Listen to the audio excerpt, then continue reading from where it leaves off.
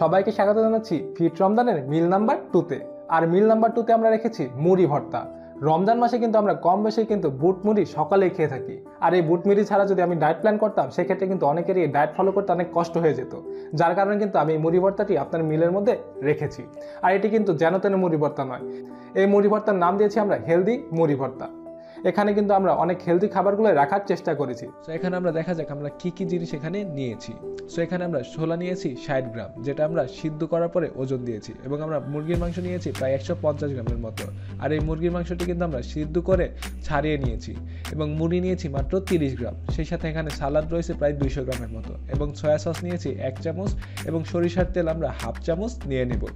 এবং সেই সাথে এখানে আমাদের টেস্টের কথা চিন্তা করে আমরা একটি ম্যাগি মশলা এবং একটি টমেটো সসের প্যাকেট নিয়ে নেব। সো এটি তৈরি করার জন্য সর্বপ্রথম আমাদেরকে একটি বল নিতে হবে, এবং বলের মধ্যে আমরা মরিচ পেঁয়াজ কুচিগুলো দিয়ে দিব, এবং এরপর এখানে আমাদের সালাদ অর্থাৎ টমেটো এবং শসাগুলো দিয়ে দিব।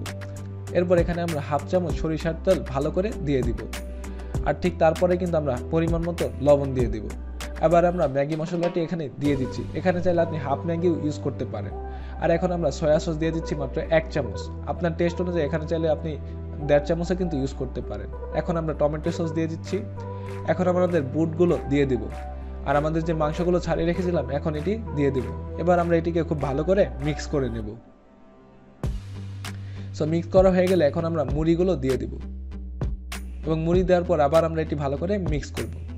মিক্স শেষে আমরা উপর দিয়ে হালকা একটু লেবু চিপড়িয়ে দেব, যাতে আমাদের টেস্ট আরও বেড়ে যাবে।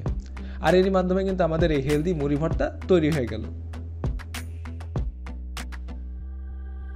এই মুড়ি ভর্তা কিন্তু খেতেও বেশ সুস্বাদু এবং পুষ্টিকর বটে, কারণ এখানে কিন্তু প্রচুর পরিমাণে প্রোটিন রয়েছে।